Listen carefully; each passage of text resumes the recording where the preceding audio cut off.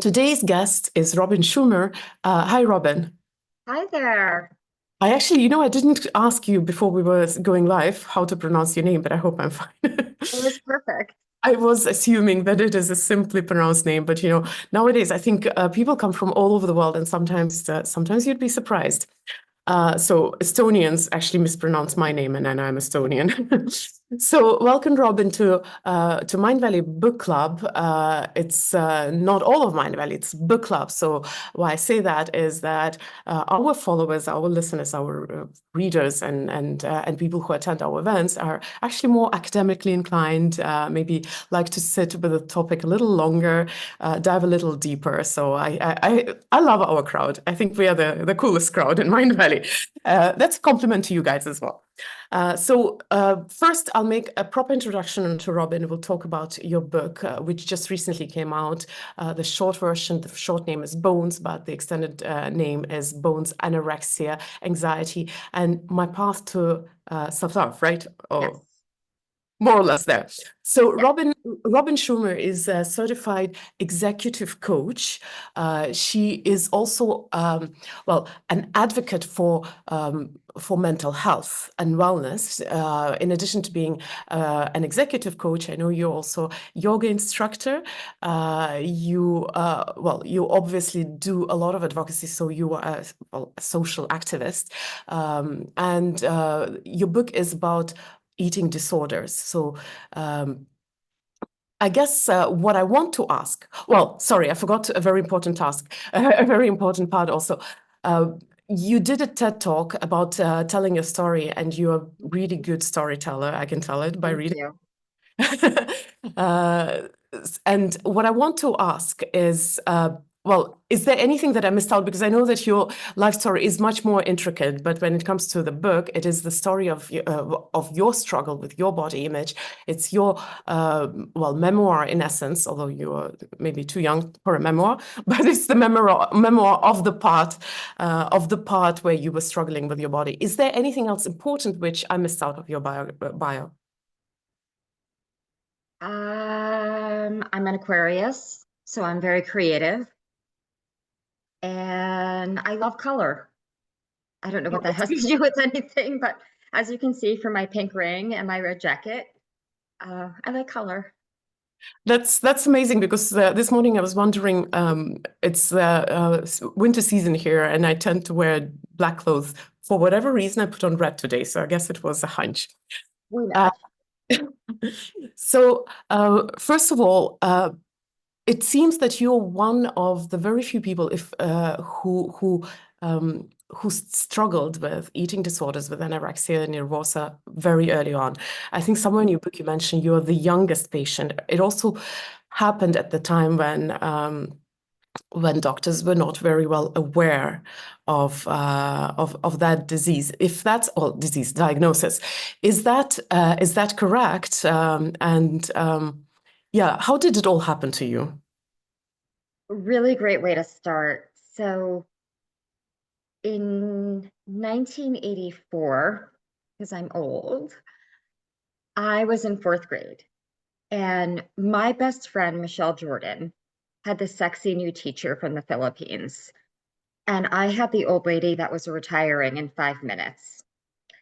And I was so jealous that Michelle had Miss Reyes as a teacher. And we had a tradition in my elementary school where on your birthday, you would bring cupcakes to your class and then distribute them to the surrounding classrooms and teachers.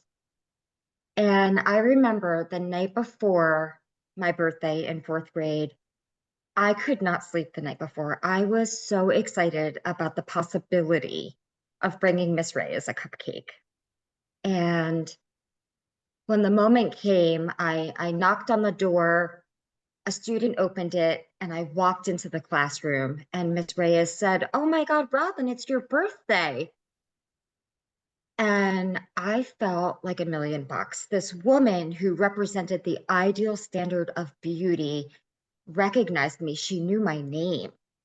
I felt seen. And then Miss Reyes said something that would completely change my life. She looked me up, she looked me down, and she settled her gaze at my ankles. And she said, "Robyn, you have elephant legs." Just was devastated. She confirmed what I had already worried about, that I was fat. And that just set Operation Anorexia off for me. And the trajectory was just, 0 to 90 in 2 minutes. So, And sorry, yeah, oh, go continue. ahead. What I was wondering, because I remember when I read this part in the book, it was really shocking to me. And you were 8, you say, right? Or That year I was 10. So I started to worry about my weight when I was 8. And then this life-changing conversation happened when I was 10. so it looks like it was a pivotal point in your life, yet with a huge relief, I found out later that your teacher didn't have a Right. bad meaning remark. How did it happen that it went? It was such a big thing because in the book you describe how you went to the bathroom and you actually spent the time crying there and being devastated. How did it happen that you didn't discover that she didn't mean your weight for such a long time? Why did you stay with that trauma inside yourself for such a long time? So growing up in the 80s, and unfortunately, I don't think it's much different now. I think it might be worse now. I was bombarded with messages about what a successful woman looked like, what a beautiful woman looked like. And the messages were all very clear that thinner was the winner, that there was no place in society for people that were not thin. And so the way that I processed, any input about me and my body was distorted and twisted. Mhm. And I made this terrible meaning out of it. And I remember around the same time I was at my grandmother's pool in her community and I was out sunbathing. And a woman said, "Oh, look at her. She's such an olive." Mhm. And she meant my skin was, olive toned. And but I didn't hear it that way. I heard it as, an ugly shape. So I think it was the constant messaging that we were receiving Mhm. from the media. So you pretty much had body dysmorphia at this early age because you objectively, I mean, you share pictures of yourself in the book. There was obviously nothing elephant about you. You were very, No. I mean, the numbers were saying the same. You were half the weight you were supposed to be at that age, right? That's true. So for people who haven't read the book, just for your peace of mind, because it actually bothered me for quite a while when I read this episode in the book, elephant legs means actually stockings which are gathered together at the ankles, right? Yeah. Yeah. That my stockings, I guess I wore them a lot and they were stretched out, but more importantly, they were too big on me and they were sagging at the ankles like an elephant leg. So, apart from this pivotal experience, which is actually really sad because it was in essence a misunderstanding and you misinterpreting what you heard. Uh, in your book, it's clear that a lot of your journey was shaped also by your relationships in your life with your Mhm. mother, with your brother, even with people who were kind and soft to you. Although I didn't say the word love because I think your mother loved you. She just was Mhm. expressing it differently. Yeah. So could you go maybe deeper and I know you've been through therapy, so you probably can explain how this all impacted your journey. So I grew up with a very controlling mother. And if things weren't done her way, they were wrong. And I'll give our listeners a tangible example. So you can see I have curly hair. When I was growing up before puberty, I had straight hair. And so my mother would take me to the salon and get perms. So I had curly hair. Wow. And because my straight hair wasn't the right hair. And I went through puberty and now I have curly hair. So then she bought me a flat iron to straighten my hair. So I could never please her. Nothing that I ever did was good enough or right. And she took great pride in being a homemaker and preparing, traditional dinners 7 nights a week and eating as a family. And that was also a time of great tension. I had an older brother that I bickered with, and there was animosity with my mother. And so from a very young age, the dinner table became kind of a battlefield. And I began internalizing that food was bad. But I also began internalizing that my mother took such great pride in cooking these meals for us. What better way to reject her than to not eat what she offered? So I think that is an anchor to all of this anxiety and anorexia too. Mm. Did you get to fix your relationship with your mother? Well, she read the book, Uh-huh. and we're at a place now where we visit each other once or twice a year. We have cursory conversations on the phone. It's as healed as it can be. And anybody that hasn't read the book, what you'll learn if you choose to read the book is that I've always been the identified patient. So I've always been the one that had the problem. Mm. And my mother never wanted to be on a path with me, getting help to repair a very broken relationship. Mm. So part of my protecting my peace is having very limited interaction. Mm. It does come across through the book that your mother is the central figure in your struggle with yourself and with your body. Mhm. And I was actually not very much surprised to discover the letter to your mother at the end of the book. But what I want to ask is, now that you are a mother as well, which is partly a miracle, Right. and you can tell our listeners later why, or you could get the book and actually read the story in detail. But how much is your relationship, your broken relationship with your mother, how much is that influencing your relationship with your children, or your perception of yourself as a mother, or what you're doing and how you're trying to avoid, maybe, or not avoid, the same mistakes? God, that is another memoir to write. So, so I overcorrected and overcompensated. And so I love bomb my kids every day. I'm always telling them, I love you. I think you're so smart. I think you're so creative. And I think I have gone like a little bit too much in the other direction. And my daughter, who just turned 10, she has a hard time not getting what she wants because I think I just over indulged her because I never wanted her to feel discomfort. Mhm. I'm actually in therapy now, um, discussing how to be a better mom to my daughter so that I can actually set her up for success so that she's got the fortitude and the aptitude to be able to handle disappointment. Mm. My son is a little bit different. So my daughter is biologic and inherited my anxiety and my spirit.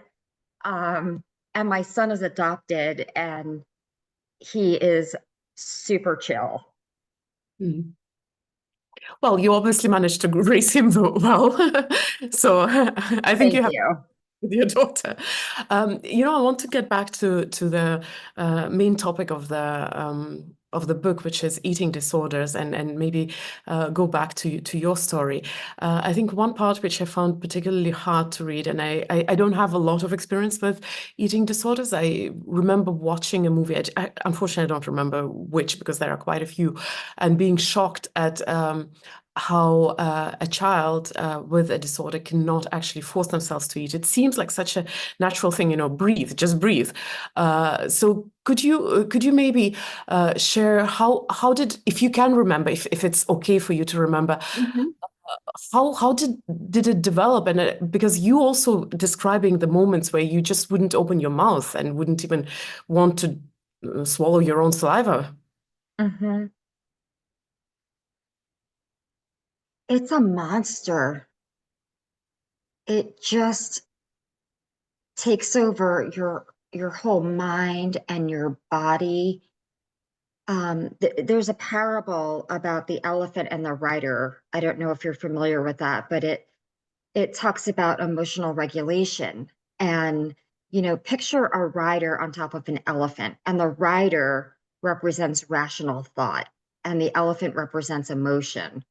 Which Mm-hmm. is bigger? Which will have more control, the rider or the elephant? The elephant. Oh, wow. And the elephant legs. I never made that connection before. Um, and so the anorexia is just this fierce force that just takes control of everything. And, imagining putting food into my mouth made me so anxious that I would just scratch myself until I bled, or I would bang my head into the wall. Just, it was like mania. Mm-hmm. And I would have rather died than put anything in my mouth. I wouldn't even eat a vitamin, my multivitamin. It's a beast, and it's also a full-time job. Mm-hmm. It's a relentless force that lives rent-free in your brain. I wouldn't wish it on my worst enemy. Mm-hmm. So you do advocate, well, I don't know how to phrase it, but working with people who are still suffering with the disease. It is not going away anywhere. Yes, we as a society didn't know it existed until 80s, or we didn't maybe have a proper name for it. It existed. Right. Uh, so in your book, you also describe a fairly complicated story with a whole lot of doctors and rehab and going back and forth with your resolve not to eat. So, has the situation changed now, almost 30 years later, or what are the? It's mostly women I know struggling with when they come face to face with this elephant that they can't ride. Oh, I like that. I think what women and men and people are facing in recovery is a way to be compassionate to themselves. I think that starting with self-love is the first step towards being in recovery. And you'll notice that I say being in recovery because in my lived experience, um, there is being in recovery. I have not experienced being recovered. Mhm. I have experienced how to live with a chronic disease. Um, I'm getting a little emotional. And it's controversial. A lot of the eating disorder, oh, I like the hearts, thank you.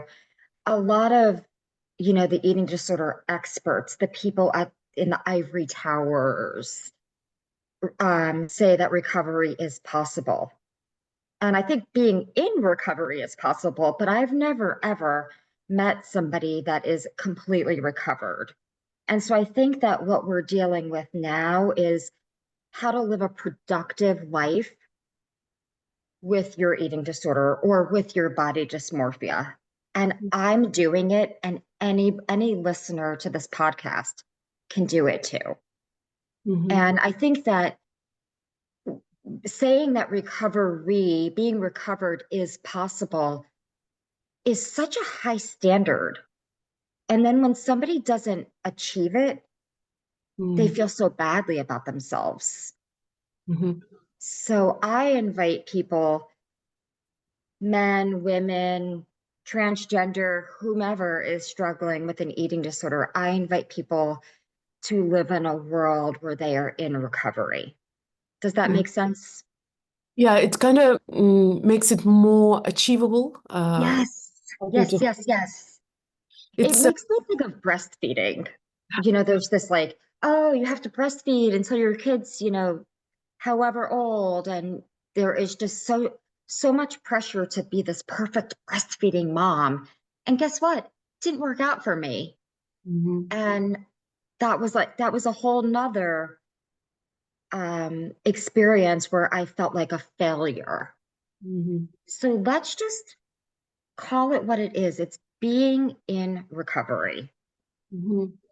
It makes a lot of sense for me because as I was reading your book, it does come across as, sorry for a weird comparison, but like addiction of any other kind, whether it's It's drug. not a weird comparison at all. Yeah. So, what helped you? Actually, you know what? I want to ask a slightly less a question which is a little bit earlier than what helped you to recover. I want to ask. So you say it starts with self-love, but the eating disorder starts with self-hate. So the default program is that everything is bad with me because I understand that an underlying condition is the body dysmorphia, where no matter how you look, you do not like it. So how do you make the switch? Do you need help with that, or is there uh, anything you could have suggested to little Robyn when she was falling down that rabbit hole? Yes. So my identity had had always been sick Robyn, you know, the kid with the eating disorder, the daughter with the eating disorder, the friend with the eating disorder. And that was my identity. And I remember, I think it was around my second year at university when I was in therapy, and that's around the same time I made that connection about what elephant legs really meant. Mm. I realized that I was more than my eating disorder. There could be an identity that didn't have to be anorexic Robyn or depressed Robyn or anxious Robyn. And that's around the time that I really began to develop who I am today. And, I was in university, I lived 5 hours away from my family, and I really began to shape who I am. And I realized I'm smart Robyn, I'm giving Robyn, I'm kind Robyn, I'm funny Robyn.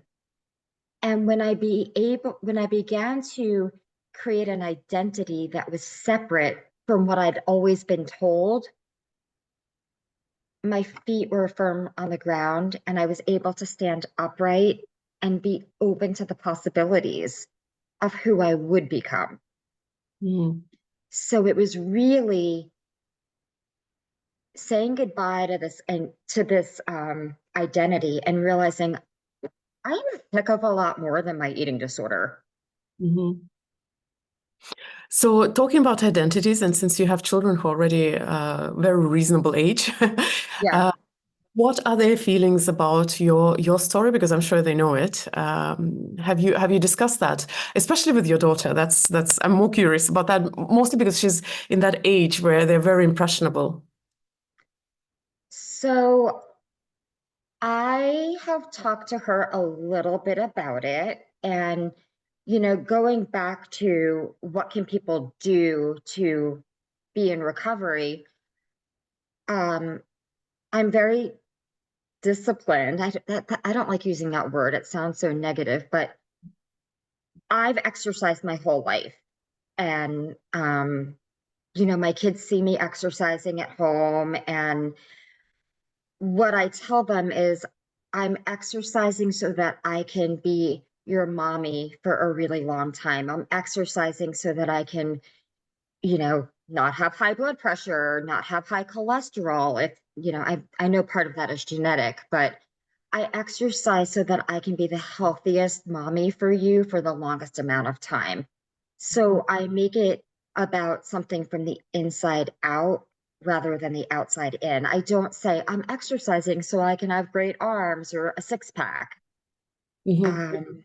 I eat so I can be the best mom and, the best wife and the best friend. And I write in my book about going through a program called Energy for Performance in Life. And it's a mind, body, physical, and emotional curriculum around being a whole person. And in that curriculum, I was exposed to the idea of eating to be the best mom or eating to be the best daughter. And it resonated with me like nothing else has. And so I was able to translate that translate it to I'm eating to be the best person I can be. And I'm exercising to be the best person, not to be the fittest, not to have the best arms, but to be the best me. And that has been so pivotal in my healing. Well, Changing the reason why I do what I do. When it comes from you, then the phrase "I'm eating to be the best mom" actually has so much deeper meaning because of those episodes where you refused to eat, and I found it very wonderful that your book actually ended in you describing a sandwich you were eating. That was a very perfect ending to it. But I want to come back to what you just said, that you give the reason for what you're doing from inside to be the best version rather than to look good for the people from outside. In your advocacy work, probably if you work with people who suffer from eating disorders, it's a slightly different work. But how much is being done, do you think, by our society to change the whole paradigm that actually pushes people to be dissatisfied with what they see in the mirror? Related to different research, I actually read somewhere that 80% of women don't like what they see in the mirror, which is scary.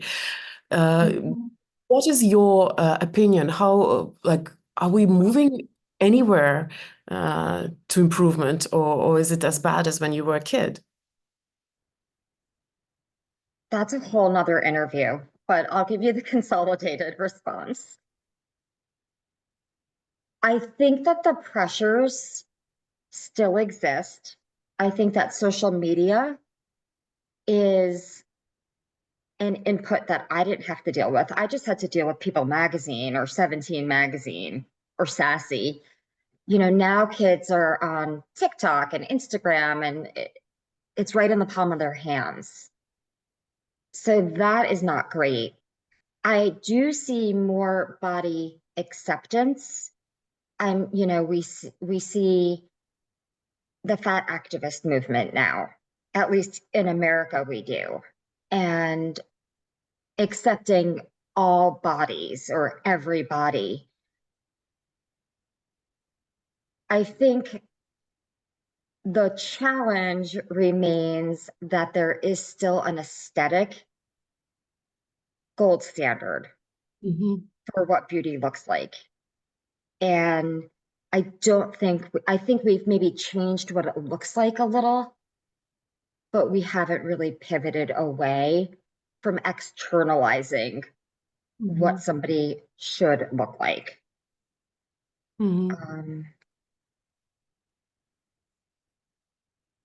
Yeah, I think the whole body positivity movement, I actually don't agree with the term body positivity. I'm more of a supporter of the term body acceptance, accepting my body for the wonderment that it is. And, if I look down at my legs and I'm like, oh, my legs are so flabby or they're so fat, pausing and reminding myself what a freaking miracle my legs are and that they've taken me all over the world to do amazing things. So I think we'll make more progress if we can stop people in this externalization and bring it in. Thank you for this answer. And yeah, thank you guys for reacting, those who are online. If you are Thank you. watching and recording, still react. It matters. I believe in energy of comments. I want to come back to that question that I almost asked earlier about what helped you to step into the recovery, because you insist that you are in recovery forever.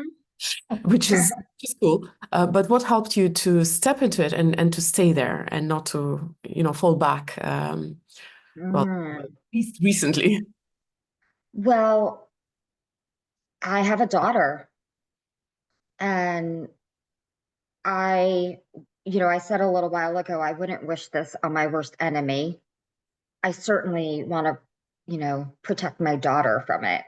And and this is a true story. I can't remember if this is in my book or not, but um it was Amelia, my daughter, was just a couple of weeks old, and we were out in the stroller walking around town, and I went into a pharmacy to buy diet pills and laxatives.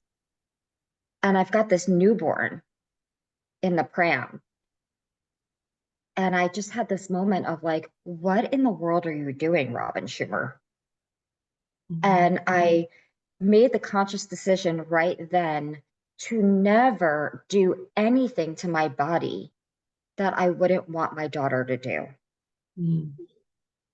And I want her to love her body no matter what it looks like. I want her to have reverence for it. I want her to see it as the temple that it is. And so that has been a really strong, you know, guiding light for me, or North Star for me. Mm. It's a very good.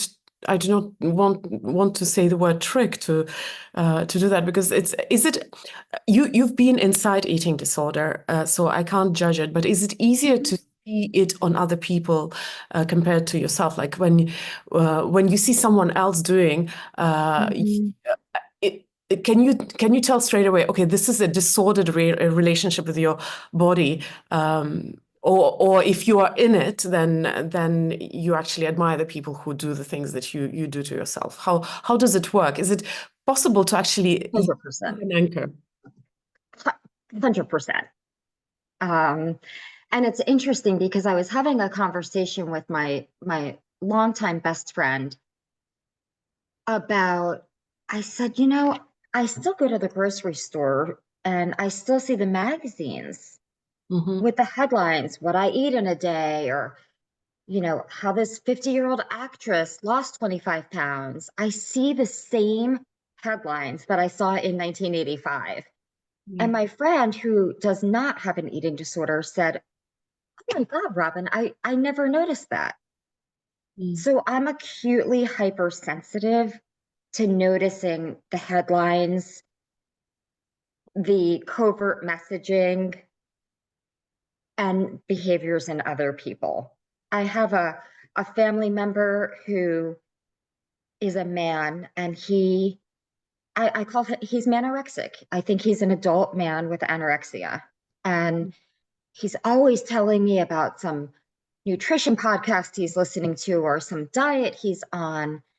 And a couple of years ago, I said, I am inviting you to never, ever, ever tell me about a diet that you're on ever again. Mhm. It doesn't serve me. Mhm. So I'm acutely aware of the thinking and the behaviors in other people. So if you're aware, that means that it is a good way to judge if you're treating yourself right. If you ask yourself, would I want my loved one to treat themselves this way? Exactly. Hmm. Um, Talking about eating disorder prevalence, I do not know if you go into statistics and research behind that, but you just mentioned that you are noticing it where people who haven't experienced eating disorder firsthand might not even realize that this is a disordered behavior.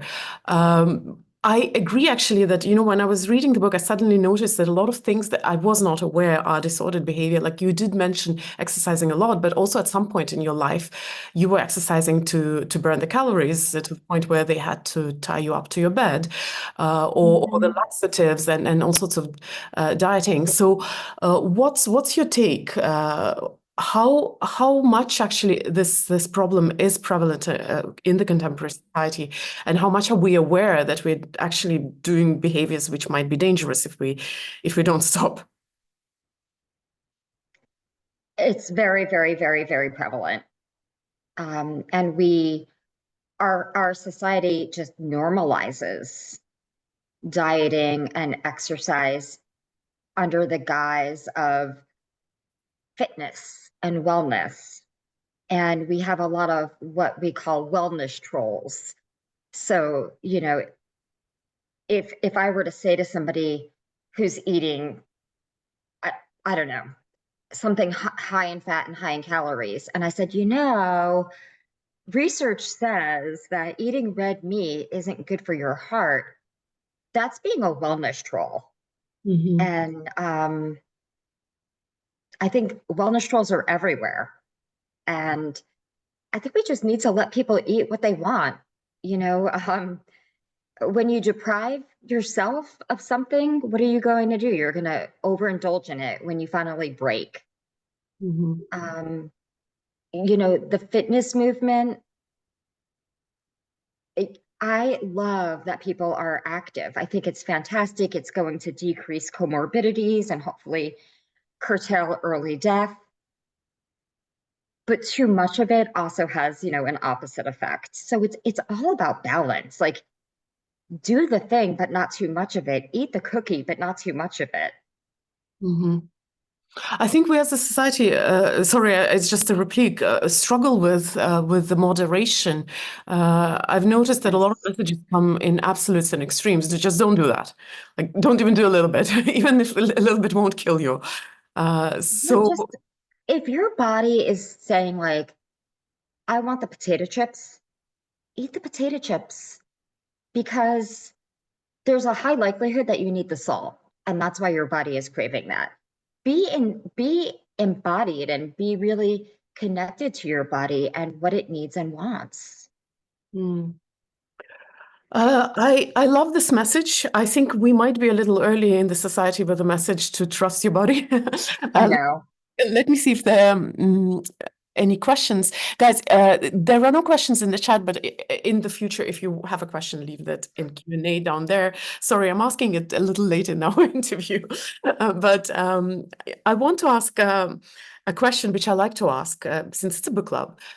You wrote a book about your experience. Why did you do that? And I know it might sound a little weird, but why did you do that?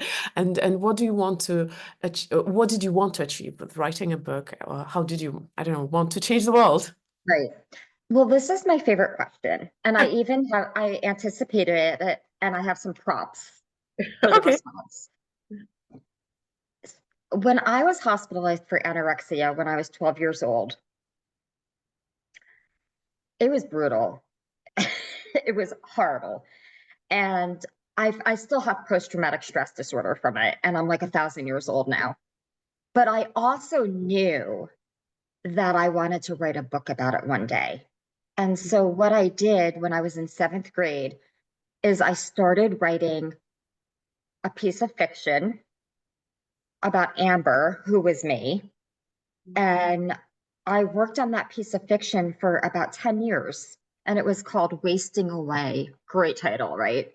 And when I was in 7th grade, my my counselor and I got all of my medical records from the hospital. And I knew that I wanted to document my lived experience because I think I'm on this earth to be in service to others. I've known that since I was a little girl.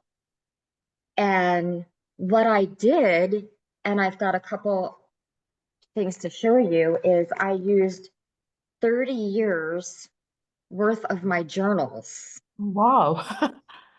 Okay, so these are just 3 of them, but 30 years worth of journals. And if I open up to this page, it's April 9th, 1991. So I'm a documenter. So I documented everything, and, you know, I used my journals, I used my hospital records to write the thing because I wanted to give my pain a purpose. Mm. And something that you said earlier really resonated with me. Some feedback that I've gotten, and I do have the book here, Mhm. Feedback that I've gotten that I didn't expect was that my book is really helpful for people that don't know anything about anorexia. Mm. And I'm thinking that the purpose of writing the book, yes, it's in service to people who are struggling, but I'm also thinking that the reason I wrote the book is to help educate somebody that loves somebody with an eating disorder to get into the head and the body of somebody that's struggling.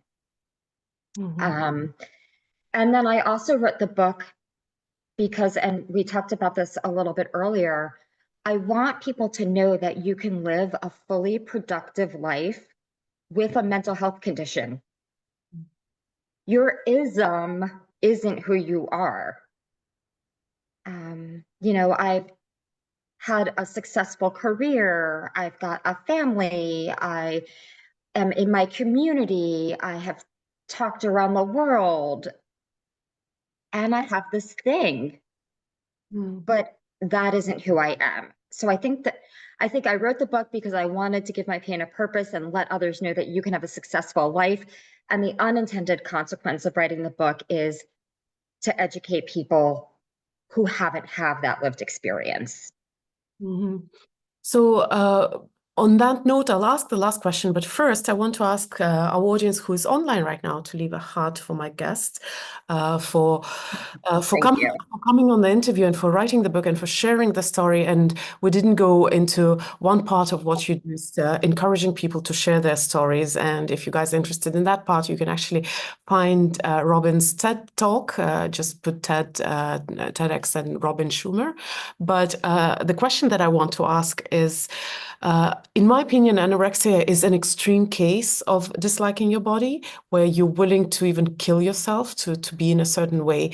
But if we don't go into the extreme, the idea that we don't like something about our body or the weight even is way more common among the people. So what would you tell men and women and all the humans or non-humans, I don't think non-humans understand us, who look in the mirror and hate themselves, hate what they see, or maybe not hate, but are not quite pleased. They're not ready to love themselves. Is there anything as a parting gift from your painful experience that you could share with us? I love that question. In my book, I write about supermodel Emmy. She's a dear friend of mine. And Emmy was the first, they called her at the time, full figured supermodel. And she has taught me so much about reverence for my body. And I'll never forget the time I went over to Emmy's house and she has these, I think they're like oil markers. And she and her daughter would write affirmations on all of the mirrors around the house. Mm. So every time they looked in their mirror, they had a reminder of what a gift and a miracle their bodies are. And it's Emmy who first taught me about looking at my legs and thinking, they are a miracle. So I think grounding yourself in whatever positive affirmation serves you. I have a note on my desk that says, how do you want to feel? So that, when I'm working and I get stressed, I look at it and I remind myself, oh, yeah, I don't want to feel angsty right now. I want to feel free. And so I'm going to take a huge inhale and exhale. So I think having any kind of like positive affirmation and reminder that you are in control of how you want to be in this world. Thank you so much. Thank you, everyone, for joining us. And Robyn, I wish huge success to your book. Thank you. Yeah, to spread the word. And I think we need to understand this disorder more as a society. I wish you lovely relationships with your children. And yeah, I hope I hope our kids are not going to make our mistakes. So No. Yeah. I wish you all the best and thank you guys for joining. And I'll see Yeah. you next week. Bye. Thank you, everybody. Bye.